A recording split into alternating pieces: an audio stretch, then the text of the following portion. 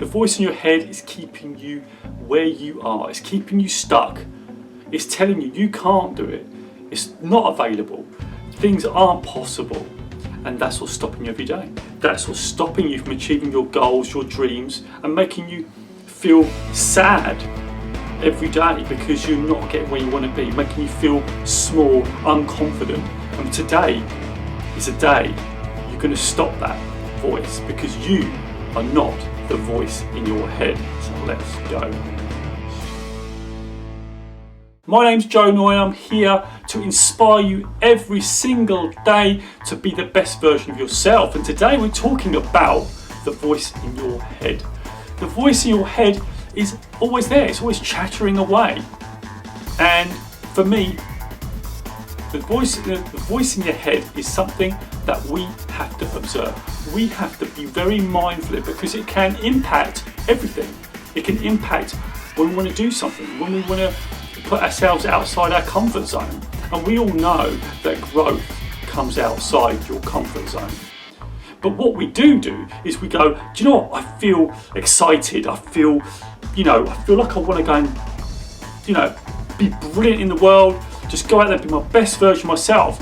And then, the next day you come back to the same situation and you don't feel the same because the voice in your head's taking you over. It's like saying, you know what, you did that yesterday, but you're not doing it. So I had a really interesting conversation with one of my daughter's boyfriends. He's a music artist and he records music and he would, write songs, and what he did was he write songs and he deleted a song. He deleted a few songs because he wrote them, thought they were great, and then he thought the next day woke up and said, no, they're no good, I'm deleting them. Anyway, the interesting thing was he came back in about 2 months or a period later, came back and he was going through his computer and he was getting his computer up and he found these, they were in the recycle bin. And he said, what are these songs? So he clicked on them. He said, that's really good. And now he's going to use those songs as part of his portfolio because the voice in his head at that moment told him to delete them. But actually they were very good. And this is what our voice in our head stops us doing. It stops us reaching out. It stops us going into those places where we think, hey, this isn't good enough. But we just need to get it out there. So for instance, for me, every day I do a morning video, 1 minute every day. And when I first started doing that morning video, my voice through the head would say, what are people going to say? People are not going to like it. They're going to hate on you. People are going to be, not loving it, and they're going to really not like it, and you're not going to get anywhere, and you're never going to do what you want to do, Joe. And all those thoughts are going through my head, or when I first started. And now I think I'm up to day 669 videos, daily videos in a row. And the whole point about getting past the voice in your head is that you've got to continue to challenge it. You've got to continue to master it. And the only way you do that is you push through when it's telling you no.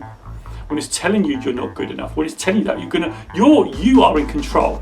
Here, in the middle of this amazing brain of yours is truly amazing. But the problem is we have to control it. We have to master it. And the only time you're going to do that is by you pushing through when you know you need to push through. Your heart's going, I want to do this, but your head's going, no, don't do it. But you've got this big mission. You've got this big purpose. You know that you want to add value. You know you want to help people. And you're going to do it by doing those things every day, like my daily videos. Now, I've been really digging into this a little bit deeper, and there's a book by Eckhart Tolle called The Power of Now. The Power of Now. And in this book, he talks about the thoughts in our head. And we can observe them. We are not the thoughts in our head. The thoughts in our head are just our brain. It's ticking over, it's thinking of things. And we can observe those thoughts. So the thoughts that come in about you can't do this, you can't do that, you can sit back and you can just watch them and observe them because they're not you. As soon as you start to buy into all those thoughts, buy into it all, then you're not you. You're not the true version of you. And this is what he talks about in essence in his book. And it's really powerful because we either project ourselves far into the future about worrying, about anxiety, about, when I do this video, who are going to like it, and I'm doing this video now, my voice might be saying, no one's going to love this video, no one's going to enjoy it, right? And the point is that you've got to live your mission. If I want to go out there and inspire as many people as possible to live their best lives, to have an amazing life, to wake up every day, to feel excited about their lives, then I have to do these videos. And that voice in the head is not going to stop me. It stopped me before, but it's not going to stop me now, because now I am observing the thoughts. I am making sure that I am in control. I am pushing forward. It's me that's in control, not my brain. But we weren't given a manual when we were born, right? No one goes, hey, there's your brain manual, right? The brain manual. We'd love to all have one. We're all bumping through life trying to figure out what's going on, and we have got some great people out there like Eckhart who talk about how we can manage that, how we can have thoughts that help us, right? So the thing about thoughts is that we can choose to believe some of the thoughts, we can choose not to believe them, and that's where we come in. Our true belief comes from things that serve us, things that make us grow, things that are going to push us to be better. Yes, they're going to be uncomfortable, but we are going to succeed because we are taking control. So Tony Robbins talks about this, about, when it's go time, right? And similar for me with my cold showers. The reason I take a cold shower every day is because I want to take control. I want to take control of my thoughts. I'm not letting my thoughts control me. I'm taking control. So I step into the cold shower and it's go time. And my brain's going, no, don't step in. It's going to be horrible. And I can feel the water, the cold water on my body. I'll put my arms in first. I can feel the cold and feel my hair stand up. And then I go in, and do you know what? The first 5, 6, 7, maybe 10 seconds are cold, and then all of a sudden my body adjusts. My body said, okay, we're going, Joe, we're going, right? So that means my body's going to adjust, my brain's going to adjust, and we're there together, your whole body together, doing the thing, having the cold shower, right? And it's okay, and I can stand in there, I count down from 100 to 0, and I've done it, and I did it this morning. And that's what I mean. It's like you have to step in, you have to take control, because it's on you. You are the only person that can do that. And do it in small steps. So again, as I talked about, your thoughts will project you into the future or project you into the past. And if you're in the past, if you're thinking about things that are sad, things that you had in the past that were difficult, then do you know what? That really hinders your development. And I had a lovely coaching conversation with a friend of mine. We've become friends through, development and coaching. And it was really interesting because what he was saying was that he had a story. And his story was that the person that he's working under was essentially didn't really support them. And they hadn't seen it for a long time. They'd gone off and worked in other teams and essentially came back and worked in a similar team.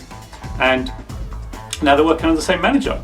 And we were talking about how you can live your best life, how you can really truly be you, being honest about where you are with people that you trust and that are around you. And your leaders should be doing that, in terms of, trusting you. So talking about a work environment could be anywhere, right? Anyway, what was happening was that they're projecting the story of that trust now onto the same person, but that person could have changed. So the thing was okay, I said, where's the evidence now that that's not happening? There was no evidence. So I said, well, you need to start to test the story. You start to get evidence as to say whether you can be vulnerable, whether that thing would happen again, 6 years later, because people change over time. And of course, if the same happened, then and you can move on. But that's the truth. That's the evidence, right? Our brains, they just make stuff up, and we haven't got evidence. It's usually the stories we make up in our heads, and those are made up of the thoughts we have in our heads. And that's where we lose our power. That's where, if we let that take control, that we won't hit our goals and dreams. So let's have a little exercise where we can actually help ourselves monitor our thoughts. So what I want you to do is I want you to close your eyes, and I want you to just wait for your next thought. And I want you to close your eyes, okay? So wait for your next thought. Well, what's my next thought? I'm going to wait. And my thought was, how was my video? Next video. how's this video going? That's what it's going to say. And that was a thought, but I can just observe it. I'm just watching it, and it has no power then, so how is it going? It's just a thought, and I can let it go. And that's your first exercise. So just sit there and wait, like Eckhart puts in his book. He says, be like the cat waiting at a mouse hole. Wait for the mouse to come out and do it that way. So that's number one.